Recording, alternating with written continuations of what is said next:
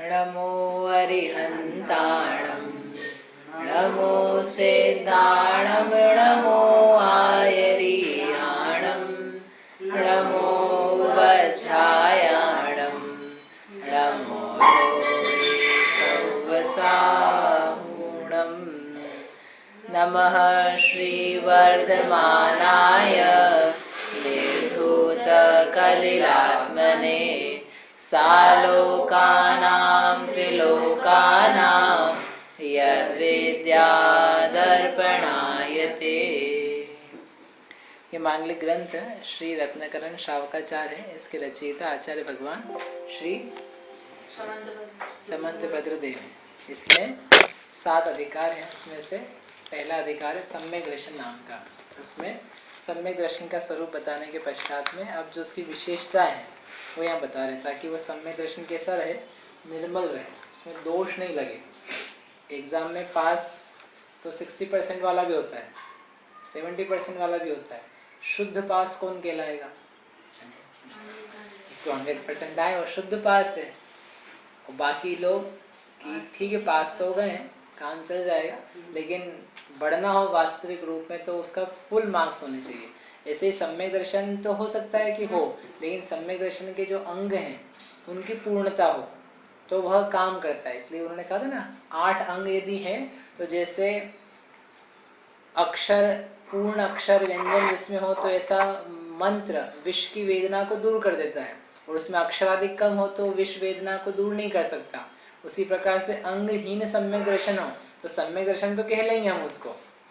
मद है उसमें कदाचित कोई एकाध, तो उस समय सम्यक दर्शन तो संभव है कि हो, लेकिन वह संसार से पार उतारने वाला नहीं हो पाएगा।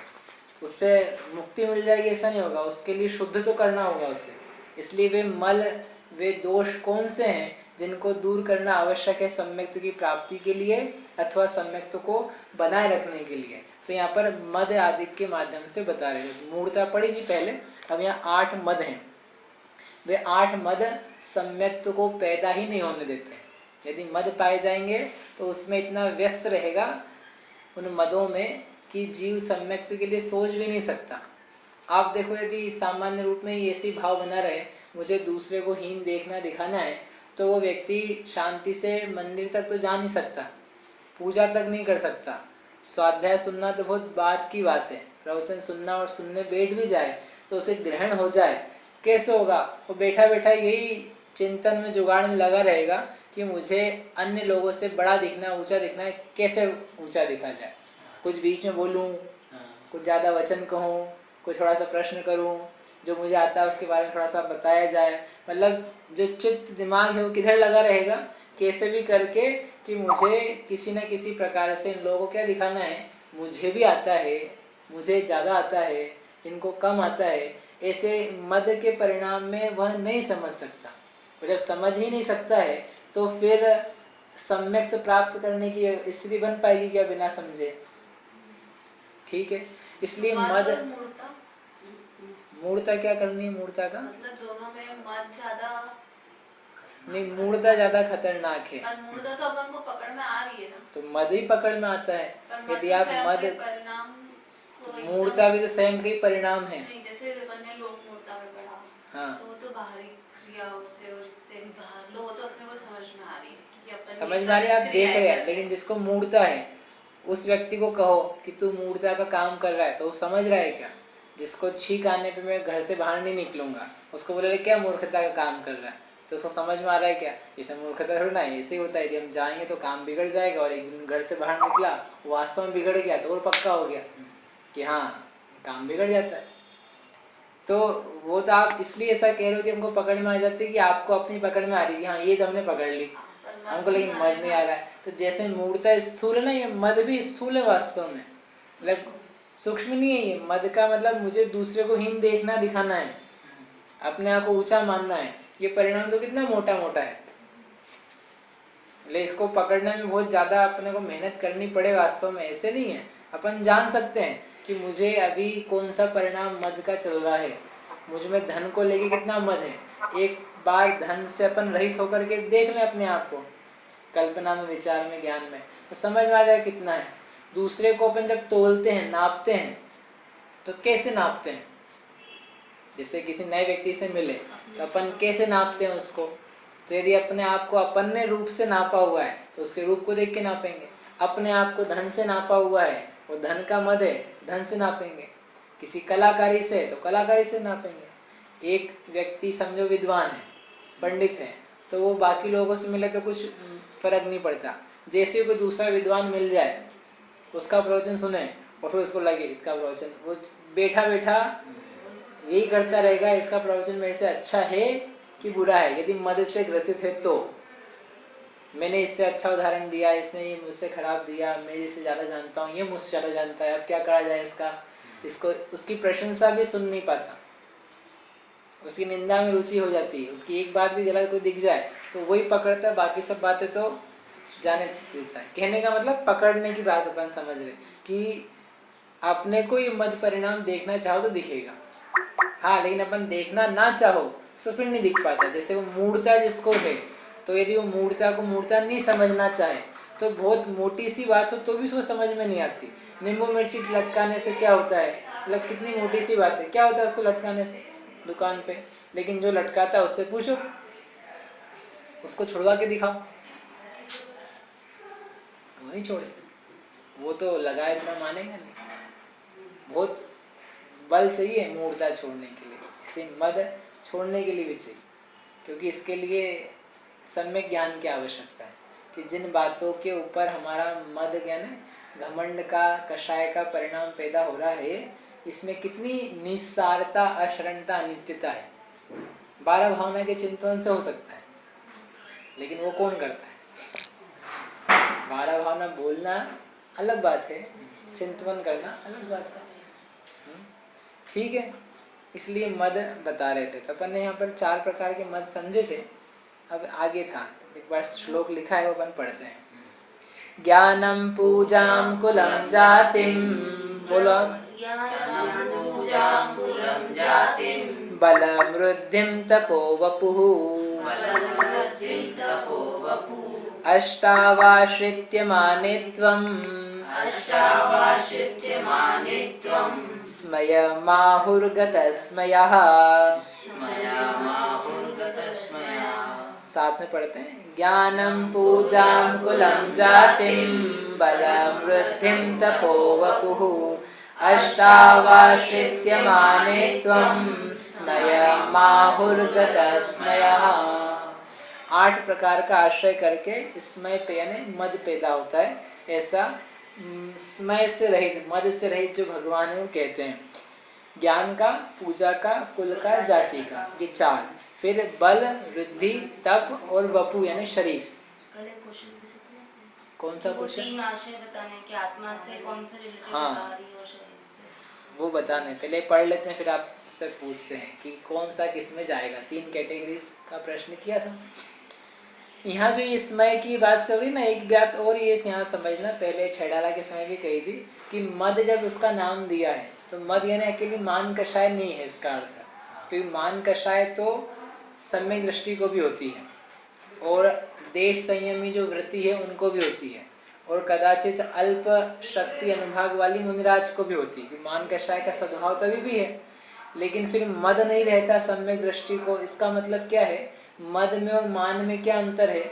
तो मद जो है वो मान कषाय का रूप है, लेकिन बहुत ज्यादा इंटेंस रूप है। उस इंटेंस रूप का अर्थ कैसे समझें कि जिसमें अपने को ऊंचा मानने की और दूसरे को हीन दिखाने की, करने की भावना रहती है, उसको बोलते हैं मद। जैसे मुझे ज्ञान है, मुझे पता है ज्ञान है। कल्पना जी आपका माइक म्यूट करना।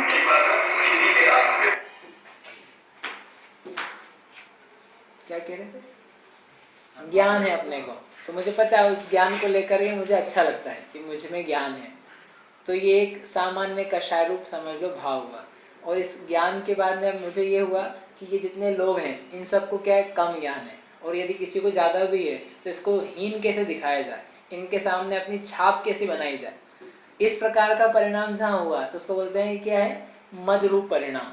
मान कषाय से आगे बढ़ गए, मान कषाय के रूप है लेकिन मान कषाय से और आगे हो गए, इंटेंस हो गए। जैसे एक सामान्य क्रोध रूप परिणाम, और क्रोध ही बढ़ जाए तो कैसा हो गया, बेर का रूप धारण कर लिया। बैर हो गया यानी अब हमारी उससे जन्म जन्म से शत्रुता हो गई, अब मेरा ये पक्का शत्रु हो गया। ऐसा शत्रु कि हम उसको देख भी नहीं सकते। क्रोध तो कितनी देर के लिए आया था, थोड़ी सी देर के लिए, अब लेकिन वही क्रोध किस में बदल गया, बैर में बदल गया, तो बहुत ज्यादा गहरा हो गया। अब इसका मिटना थोड़ा मुश्किल है। क्रोध तो मिट जाता है, क्रोध तो आगे निकल गया, लेकिन बैर भाव जो है वो कैसा है, युग युग तक भाव भाव तक चला करता है।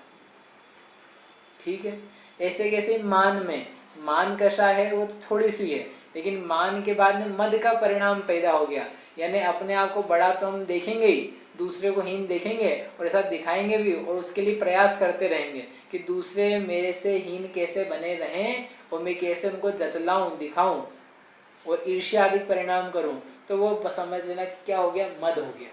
ठीक है, ये मद में और मान कषाय में अंतर है। नहीं तो मान कषाय तो 5 गुण स्थान में भी होगी, 4थे गुण स्थान में भी होगी, सम्यक दृष्टि जो जीव है, 6ठे में भी होगी, 7वें में भी होगी, किंचित आगे अधिक सूक्ष्म रूप में कहो अबुद्धि पूर्वक तो आगे 9वें तक भी होगी। लेकिन मान कषाय मात्र होने से सम्यक्त्व में दोष नहीं लगता है। किससे दोष लगता है, मद होने से। मान कषाय से नहीं लगता है, मद से लगता है। मद का समझ में आया, क्या समझ में आया, मान कषाय का इंटेंशन। हाँ, तो कैसे समझ में आएगा इंटेंस है कि नहीं है। दूसरे को हीन दिखाना, हीन करना, हीन समझना, उस प्रकार से व्यवहार करना, एटीट्यूड दिखाना जिसको अपन कहते हैं अपनी भाषा में, उस प्रकार से करना रहना, उसको समझना, ये मद का परिणाम। तो इसी को तो अपन मान भी बोलते हैं। नहीं, मान कषाय तो क्या सामान्य भी रहती है। अपने आप को बड़ा माना मैंने, तो अपने आप को बड़ा मानते, लेकिन दूसरे को नीचा नहीं देख रहे, हीन नहीं देख रहे, दूसरे के प्रति तिरस्कार का परिणाम नहीं है। जैसे अहम इंद्र है, तो सभी अपने आप को क्या मानते हैं, हम इंद्र हैं, और बाकी लोग जो हो सो हो, इंद्र हो कि नौकर हो चाकर, उससे हमें कोई बात नहीं। हम भी इंद्र हैं, वो भी इंद्र हैं, उन्हीं भी हो तो भी कोई बात नहीं। तो मान कषाय तो है कि मैं ऐसा हूँ और बाह्य पदार्थ का आश्रय करके हुआ, तो मान कषाय तो उत्पन्न हुई, लेकिन मैं इसको नीचे कैसे दिखाऊं, इसको नीचे कैसे बिठाऊं, ऊंचा कैसे बैठूं, तिरस्कार कैसे करूं, अपने आप की सुपीरियरिटी कैसे दिखाऊं, इस टाइप के परिणाम नहीं हुआ, तो उसको मद नहीं कहते।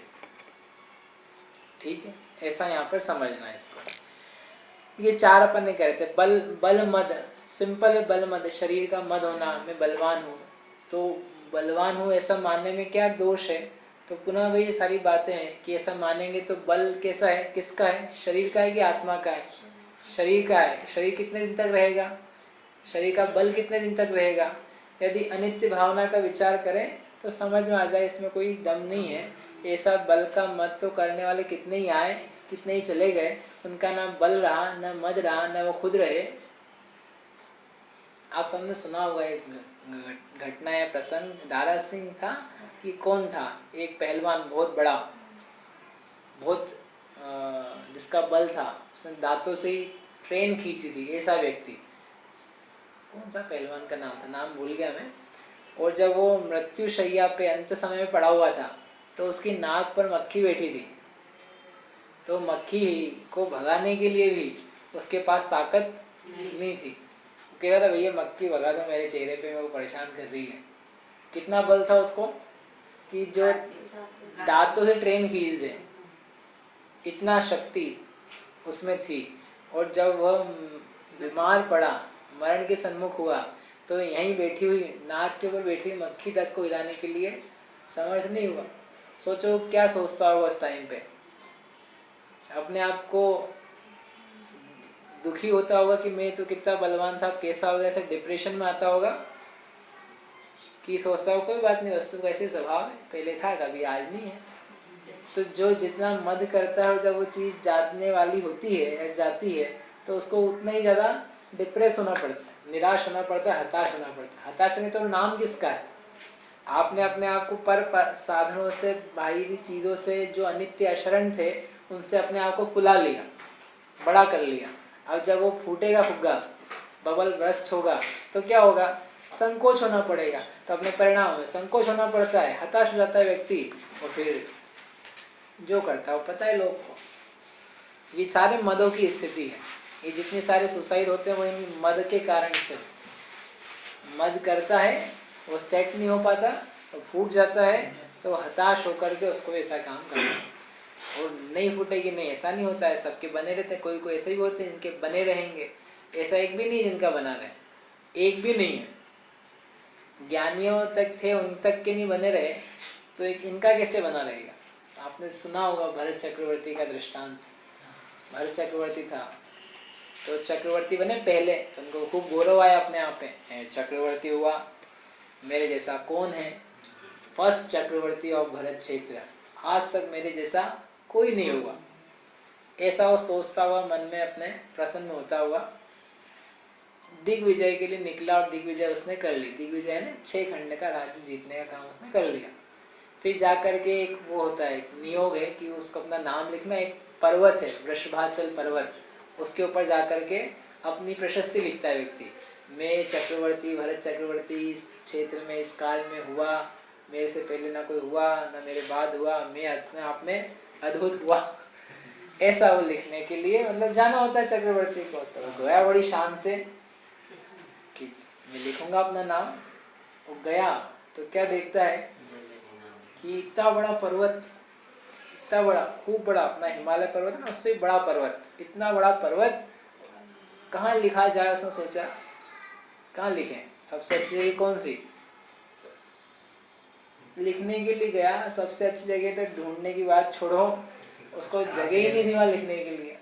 जगह ही नहीं थी तो क्या था, सब लिखा हुआ था वहां, पूरा पर्वत गुदा हुआ। इतना हिमालय जितना पर्वत, हिमालय से बड़ा, ये तो छोटा कह रहे, इतना बड़ा पर्वत पूरे गोलाकार जो होता है, सब जगह लिखा पड़ा। क्या लिखा, चक्रवर्तियों के नाम से, कोई दूसरे के नहीं, लैला मजनू के नाम थे वहाँ।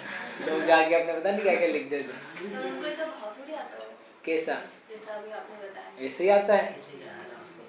कषाय का परिणाम है ना, मद नहीं, कषाय के परिणाम को कह रहे। क्या पता है ना कि अनंत काल से भगवान होते जा रहे हैं। हाँ, लेकिन व्यक्ति को जब मेरे जैसा थोड़ा ना कोई हुआ है, अनंत काल से हो रहा है, लेकिन मेरे जैसा ये तो ज्ञान नहीं है पहला, तो कषाय का परिणाम आता तो ज्ञान ज्योति लुप्त हो जाती, ज्ञान कमजोर हो जाता, तब तो फिर वो चौथे गुण स्थान वाले। तो वो गए और जाके देखा कि हम लिखें, तो वो सारे चक्रवर्तियों के नामों से पटी पड़ी थी वो पूरा का पूरा पर्वत। तो बेचारा दुखी हो गए, ऐसा लिखा ग्रंथ, मन से नहीं बना रहा हूँ मैं कहानी।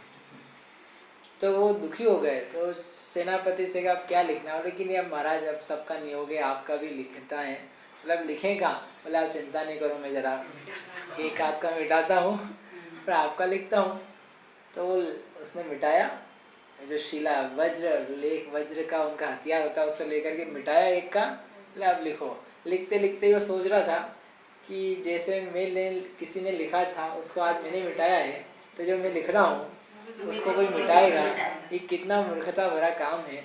मतलब कितना ये जो संपत्ति वैभव है ये कितना विनश्वर है, इसका बल का मद करना, घमंड करना, ये कितनी मूर्खता भरी बात है। तो उसको मतलब वैराग्य रूप दशा हुई कि ऐसा करना ठीक नहीं है। मतलब ठीक नहीं है ना, ये कषाय के परिणाम ऐसे ही हैं, थोड़ी देर के लिए रखो, लेकिन इसके बाद में हाथ में निराश ही होना पड़ेगा।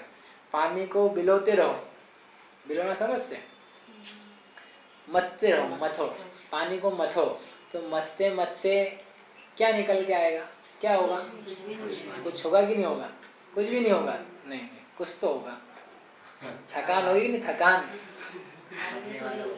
पानी को मथोगे थकान होगी कि नहीं, अरे पानी में नहीं, आप में आप पानी को मथोगे तो थकान होगी कि नहीं, होगी ना, तो थकान होगी बस, और घी निकलेगा क्या उसमें से, पानी, मतलब कुछ नहीं होगा ऐसा नहीं, कुछ तो होगा। पानी को कुछ नहीं होगा, आपको सब कुछ होगा। ऐसे पर पदार्थ को देख देख करके मद का परिणाम करो, मैं ऊंचा ये नीचा, तो कुछ होगा कि नहीं होगा, उन लोगों को कुछ नहीं होगा, तुमको ही होगा। क्या होगा, तुम थकोगे, थक थक करके हैरान होगे। आप बंद होगा वो तो अलग बात है, लेकिन निश्चित रूप से थकोगे। अपने को जहाँ बड़ा दिखाना है, दूसरे को नीचा करना है, बल के आश्रय से समझ लो, या रिद्धि धन वैभव संपत्ति के आश्रय से, इसका मतलब अब उस चीज को बनाए रखने के लिए आपको थकना ही पड़ेगा। किसी पहलवान ने समझ लिया मेरे में बहुत बलवान बल हूँ, बल पाया जाता है, अब क्या करेगा वो दिन रात उस बल को मेंटेन करने के लिए हैरान रहेगा। कोई समझ रहा है मैं बहुत धन संपत्ति वाला हूँ, फिर मल्हारगंज में मेरे जैसी धन संपत्ति वाला नहीं है, तो अब क्या करेगा? अब वैसे ही बने रखेगा, करने के लिए दिन रात मेहनत करेगा। कोई दूसरा आ नहीं जाए, कोई दूसरा मुझसे बड़ा नहीं आ जाए, जो है उनकी ज़्यादा नहीं हो जाए, उसके लिए निरंतर प्रयासरत रहेगा। और जब प्रयासरत रहेगा, इसका मतलब थके गए तो शरीर शांति से कहाँ बैठ पाएगा। सारी मदों की स्थिति, एक भी मद करने लायक नहीं, कषाय मात्र करने लायक नहीं, तो ये मद तो उसका बुरा रूप है, तो कैसे करने लायक हो सकता है? तो कह रहे हैं कि इसलिए ये मद अहितकर हैं और सम्यक्त में दोष पैदा करते हैं, सम्यक्त को नाश कर देते हैं।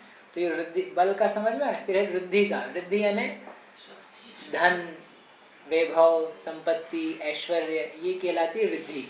मेरे पास खूब धन है, मेरे पास नहीं, बता रहा हूँ उदाहरण में, खूब धन है, मेरे ऐसा धन किसी के पास नहीं है, इस प्रकार मान मान करके प्रसन्न होते रहना। और दूसरे के पास नहीं रहता है तो ये तो बहुत लोक में दिख जाता है कि जिसके पास नहीं है तो उसको व्यक्ति फिर कैसा दुत्कारता है, हीन देखता है, उससे बात तक नहीं करना चाहता। सीधे मुंह कहते ना, सीधे मुंह बात नहीं करते। ये क्यों नहीं करते सीधे मुंह बात? क्योंकि अपने आप को कुछ और समझते और दूसरों को कुछ और समझते।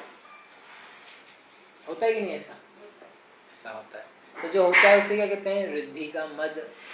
ठीक ऐसे ही तप का मद। तप यानी मैं तपस्वी हूँ, तपस्वी यानी कोई अकेले यही तप नहीं, 12 प्रकार के अनशन मोदरे, नाना प्रकार के संसार में तप है। कोई को मंदिर जाने का मद है, मैं रोज मंदिर जाता हूँ, आप लोग कोई नहीं जाते हो। मेरे बहुत नियम है, मेरे बहुत त्याग है, मेरे इतने त्याग है, मंदिर के बिना खाते ही नहीं है, मंदिर के बिना मुंह झूठा नहीं करते। आप सब लोग तो कैसे हो? बर्बाद। ऐसा कोई मानता हो, सोचता हो, कहता हो, करता हो, तो उससे क्या मद है? तप मद। यानी जो अनेक प्रकार के विशिष्ट नियम धारण कोई करता है, करना तो किस लिए चाहता है, किस लिए चाहिए? तप किस लिए किया जाता है? तपसा निर्जरा, तप से निर्जरा होती है, निर्जरा के लिए तप किया जाता है। और ये भैया ने किस लिए धारण कर लिया? कि और कर्म बढ़ाने के लिए, आश्रव बंध के लिए। कैसा आश्रव बंध? कि अपने आप को तप से महान दिखाए और अन्य को नीचा करे। तो इस कषाय से कोई निर्जरा विजरा कुछ नहीं हो रही, उल्टे तुम्हारे कर्म बढ़ रहे हैं, पाप रूप लग रहा है, पाप बंद हो रहा है। अब मंदिर इसलिए जाए ताकि लोग मुझे सब देखें कि हम रोज जाते हैं और अच्छे से पूजा करते हैं, भाव से करते हैं। इसका करने के लिए कोई मंदिर जाए, उसको पुण्य लगेगा कि पाप लगेगा? इससे भले तो वो लोग सामान्य से बेचारे करके आ जाते हैं दर्शन, दिखाते तो नहीं कुछ, दिखाने का भाव आ गया, मद का आया भाव, तो पाप में बदल गया वही परिणाम। ठीक है, इसलिए तप से निर्जरा होती, निर्जरा को छोड़ करके क्या करवा लिया इन्होंने? बंद करा लिया, आश्रव बंद हो गया। अंत में वपु, वपु यानी शरीर, शरीर का मद। तो आ गया ना बल, नहीं बल नहीं, शरीर का मद अर्थात सौंदर्य का। मैं सुंदर हूँ, और सुंदर हूँ इतना ही नहीं, मैं ही सुंदर हूँ और बाकी सब असुंदर है। और जो ज्यादा मेरे से कदाचित सुंदर हैं तो उनसे मेरी क्या है? ईर्ष्या। इतनी ईर्ष्या कि हम उनके पास फटकते भी नहीं। वो पास में आते हुए दिखे तो हम गायब हो जाते हैं या उनको गायब करने का प्रयास करते हैं, हम आपस में मिले नहीं तो मेरी कौन सुनेगा, मेरी कौन मानेगा? वही सुंदर दिख जाएगा तो नहीं। ऐसे ही रहता है। जो मद वाले लोग हैं ना, उनके आपस में बन नहीं सकती। दो ज्ञान मद वाले लोग हैं, आपस में बैठ नहीं सकते साथ में। रूप मद वाले हैं, बैठ नहीं सकते, क्योंकि या तो इसका ज्यादा है या इसका ज्यादा है। कौन कौन माने किसका ज्यादा है? नहीं हो सकता। इस प्रकार से ये 8 प्रकार के पर को देख देख करके होने वाले मद हैं। एक भी इनमें से हितकारी नहीं है। इनमें सब में समय, शक्ति, श्रम ही अपना जाता है। अब इसमें से ये देखना था, 2 चीज देखनी। एक तो ये था कि पर 3 कैटेगरी बती थी ना आपको। एक तो एक्सटर्नल चीज है सारी बाहर, एक कुछ शरीर संबंधित है, एक कुछ जीव संबंधित है। तो इनमें से कौन सा किस में जाएगा वो आपको बताना है। मैं पूछता हूँ। पहला है ज्ञान। प्रश्न समझ में नहीं आया? 3 चीजों में बांटना है 8 को। एक तो है आत्माश्रित, जो आत्मा में है। दूसरा है शरीराश्रित, जो शरीर के आश्रय से है। और तीसरा तीसरी चीज है जो एक्सटर्नल है, बाहरी है। यद्यपि आत्मा से शरीर भी बाहर है, लेकिन मतलब क्लोज है इसलिए अपन ने शरीर को अलग लिखा। और उसके बाद शरीर एक्सटर्नल में जो दूसरी चीज है उनको ली। तो एक एक को लें। ज्ञान है, ज्ञान किसके आश्रित है? इसको लेते हैं आत्मा में, कि आत्मा के आश्रित से, आश्रय से है। दूसरा है पूजा। पूजा में क्या लिया था? पूजा में क्या लिया था? अपनी बात चलना, ख्याति होना, लोग बात मानना, ऐश्वर्य होना। तो कैसी है? वैसे क्या है, शरीर के आश्रय से भी होती है और बाहरी के कारणों से भी होती है, दोनों में ले सकते हैं, है ना। फिर है कुल। कुल किसके आश्रय से है? एक्सटर्नल क्यों? कुल किससे होता है? कुल यानी क्या होता है? माता पिता का, पिता और माता का। तो लेकिन वो बाहर शरीर के आश्रय से तो है। ये जो शरीर है, इस शरीर का कुल, इस शरीर का की जाति, तो किसकी होती है?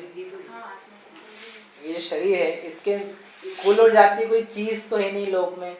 जैसे ये बॉक्स है, तो ऐसा कोई कुल होता है क्या? ये कुल और ये जाति, ऐसे तो कुछ नहीं होती है। मतलब एक काल्पनिक की वस्तु है ना। कुल जैसे रूप है, ज्ञान है, ये तो कुछ वास्तविक चीजें हैं। और कुल जाति तो एक सामाजिक व्यवहार है। तो सामाजिक व्यवहार कहाँ से पैदा हुआ? शरीर के निमित्त से। आपका कुल अच्छा है तो क्या दिखता है किसी को? दिखता नहीं है। आपके परिवार को देख करके, पिताजी को देख के आपके कुल को बताया अच्छा, तो यानी वो शरीर के आश्रय से। इसलिए अपन किस में लेंगे कुल जाति को? शरीर आश्रय जाति, ठीक है। फिर है बल। बल कैसा है? वो तो ऑब्वियस है, शरीर आश्रय। फिर है रिद्धि। रिद्धि यानी धन, वैभव, संपत्ति। तो ये एक्सटर्नल में चलेगी। ये ना शरीर में है ना आत्मा में, उससे बाहर ही है। फिर है तप।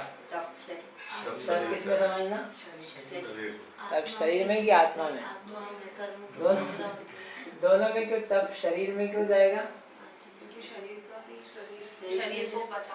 शरीर को पचाएगा कौन? शरीर को जलाएगा, बलाएगा, सुखाएगा। तो आत्माश्रित परिणाम अधिक है, शरीर आश्रित कम है। यद्यपि शरीर के निमित्त से तप किया जाता है, लेकिन शरीर साधन है। भाव रूप वो जो वस्तु है तो किसकी है? तो जीव की है, इसलिए अपन उसको आत्माश्रित में लिखते हैं। और क्या है? वपु। वपु तो अपना नाम ही शरीर है, उसका नाम है रूप मद। ऐसे तो ये निकालने का प्रयोजन क्या है कि अपने को दिखे कि कौन सी चीज किस में जा रही है। यानी आत्माश्रित भी वस्तुएं हैं कि जो है तो आत्माश्रित, उसका मद नहीं होना चाहिए था, लेकिन फिर भी उसका मद करता है। इससे ज्ञान है और तप है, तो ये तो आत्मा के आश्रय के अच्छे परिणाम थे। ज्ञान जीव का स्वभाव है, तप से निर्जरा होती है। इतनी अच्छी अच्छी चीज है जिनसे कटता था संसार, उन्हीं से संसार बढ़ाने लगा गलत भाव के कारण से। तो कहीं अपन उसमें नहीं फंसे हों। अपने आत्मा में ज्ञान सम्यक पैदा करें और सम्यक तप होवे। ये दोनों आचार हैं, ज्ञानाचार, तपाचार, जिनके माध्यम से आचार उपाध्याय साधु अवस्था को प्राप्त होते हैं और पूर्णता केवल ज्ञानी अवस्था में होती है। कि शुभ वस्तु है, लेकिन शुभ का भी दुरुपयोग हो सकता है, ऐसा अपने को यहाँ से मालूम पड़ता है। फिर है शरीर आश्रित। तो शरीर जिसको अपन अच्छा मानते मालूम पड़ा, उसके कारण से इतने इतने प्रकार के मद हो रहे, कुल का, जाति का, बल का, रूप का, पूजा का, ऐसे ऐसे मद हो रहे हैं इसके कारण से। हाँ, ज्यादा करके तो इसमें ही है, शरीर में नहीं है, ये तो जीव में, लेकिन शरीर के आश्रय से। ऐसा मत समझना शरीर में मद है, शरीर में तो कुछ मद होता नहीं है। शरीर को तो बेचारे को कुछ पता ही नहीं है, इस शक्ल को पता ही नहीं कि मुझे देख देख के लोग क्या क्या मान रहे हैं। मानने वाला मानता है, लेकिन शरीर के आश्रय से ऐसी स्थिति है। और फिर बाहर, ये भी नजदीक का था, लेकिन फिर ये बाहर के ही मानने लग गए। रिद्धि का मत, धन, वैभव, संपत्ति कितनी बाहर है, लोग बात मान रहे हैं, कितनी बाहर की बात है। तो इसको लेकर के भी अपने आप को ऊंचा मानता है। नहीं, मूर्खता की पराकाष्ठा हो गई। जो अपने में नहीं है, जो चीजें अपनी भी नहीं है, उनको लेकर के अपना मान रहा है और मान करके फिर दूसरों को नीचा हीन समझ रहा है। अब क्या करना है इसमें से?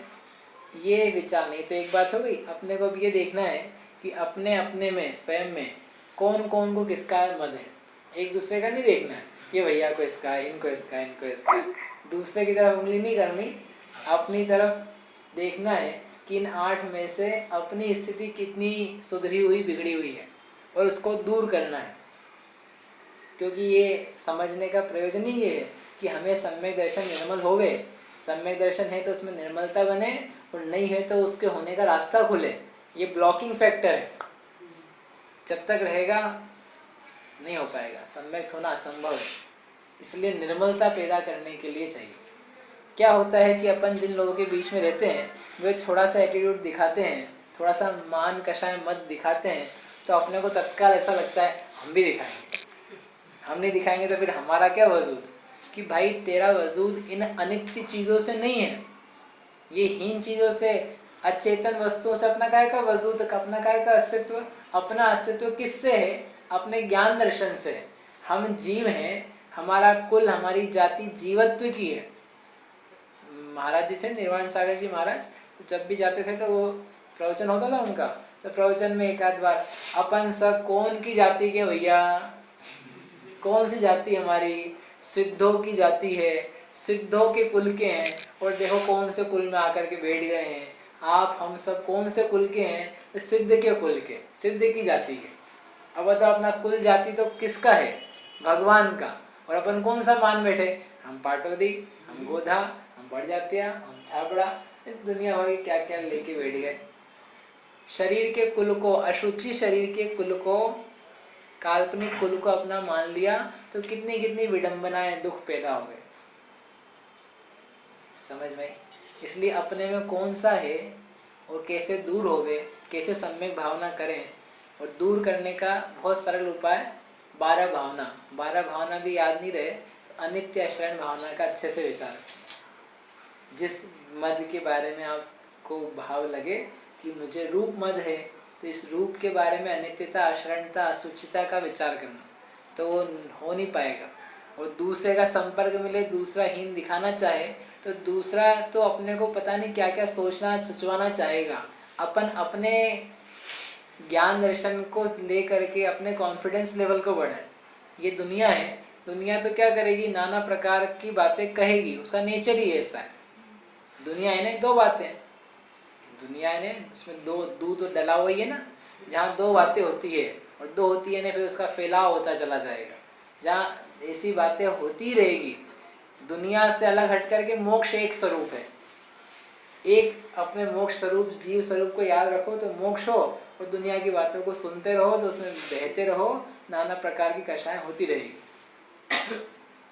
दुनिया तो कहेगी, काम है उसका, बेचारी दुनिया कहाँ जाएगी, कषाय भी दिखाएगी आपको, मद भी दिखाएगी, तिरस्कार के वचन भी कहेगी। अरे हमको क्या है, मुनिराज तक को तो वचन कहते हैं लोग, आक्रोश के वचन, क्रोध के वचन, पीड़ा के वचन, अवज्ञा, तिरस्कार, वध, इस प्रकार के वचन और परिस्थितियां बना देते हैं। तो जब मुनिराज तक के साथ हो सकती तो हमारे साथ सामान्य कोई वचन कहे, एटीट्यूड दिखाए, उससे हमको हीन होने की क्या जरूरत है। कोई महान व्यक्ति को, वो घटना सुनी होगी ना, 2 मिनट में पूरा कर लें। ईश्वरचंद विद्यासागर थे, तो वो वहाँ पे घूम रहे थे, कहाँ पर, प्लेटफॉर्म पर घूम रहे थे। तो एक व्यक्ति उतर करके उसने कहा कुली कुली कुली, तो पास में से निकल रहे, तुमने कहा क्या बात है भाई साहब, बोले कि आप कुली हो क्या, बोले आप काम तो बता, बोले मुझे ईश्वरचंद विद्यासागर के घर जाना है। बोले ठीक है हम ले चलते हैं आपको, ले लो मेरा बैग, कितना बड़ा बैग, इतना सा बैग, इतना सा थोड़ा सा बड़ा, इससे इसे बोल रहे थे ना छोटे बैग, ले लो बैग पकड़ो, ठीक है बाबूजी बाबूजी करके वो उसको ले गए। मतलब कहाँ तक ले गए, ईश्वरचंद विद्यासागर। तो आगे घटना को पता है, वो नहीं बता रहे हम। कहने का मतलब वहां पर वो ईश्वरचंद विद्यासागर व्यक्ति को, वो जो दूसरा व्यक्ति था, वो उसको क्या समझ रहा था, कुली, काम करने वाला, हीन, बेकार, और मैं बड़ा, मैं सेठ, मैं अंग्रेज, मेरे को धन है, संपत्ति है, मैं छोटा सा व्यक्ति अपना क्या पकड़ू, नौकर से पकड़वाता हूँ, ऐसा वो अपने आप को ऊंचा मान रहा है और ईश्वरचंद विद्यासागर को हीन समझ रहा है। तो बताओ ईश्वरचंद विद्यासागर हीन हुए कि नहीं हुए? क्यों नहीं हुए? वो तो मान रहा है ऐसा। कि उसके मानने से क्या होता है?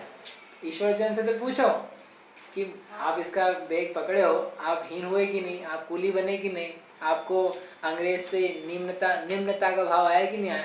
बोले मैं अपने आप को जानता हूँ, मतलब एक जो जैनत्व का एबीसीडी नहीं जानता, एक सामान्य व्यक्ति कह रहे हैं कि जो अपना रूप उसने निश्चित किया है, मैं जो हूँ मैं वही हूँ, भले ये मुझे कुछ भी माने, बाद में उसी को फिर सही मानना होगा। तो ऐसे कि ऐसे संसार में हम यदि मद रहित रहें और लोग हमको भले कुछ भी दिखाते रहें तो दिखाने दो, हम अपने रूप को लिए हुए हैं, सत्य है, तो अपने में केवल ज्ञान प्रकट होता है, उनको ही सही मानना होगा। हमें तो हम तो सही मान के ही चल रहे हैं, जो गलत मान रहा है उसको ही तो चेंज होना है। तो आप अपनी मान्यता सही बनाओ और सही बना करके अपने ज्ञान दर्शन का स्वभाव को समझ करके, जैनत्व को समझ करके, ये दुनिया चाहे जो दिखाती रहे उससे कभी डरना नहीं, फिसलना नहीं। दुनिया को बदलना होगा। भगवान महावीर को जब शेर देख रहे थे लोग तो उसको परेशान नहीं कर रहे थे, हैरान नहीं कर रहे थे, लेकिन वही जब भगवान महावीर बन गए तो वही दुनिया उनको पूछती है, दुनिया बदली वो नहीं बदले वो तो अपने आप को तब भी जीव समझ रहे थे, अभी भी जीव समझ रहे हैं, तो दुनिया को ही चेंज होना पड़ा। टाइम लग सकता है, लेकिन जो असत्य मान रहा है उसी को सत्य की तरफ आना होगा। इसलिए अपन असत्य में नहीं पड़े, सब मान असत्यता का नतीजा। इस प्रकार के मदों से रहित होकर के सम्यक्त की प्राप्ति होवे, इस भावना से जावाणी के ज्ञान ते सूझे लोकालो, सो वाणी मस्तक नमो सदा देत हो।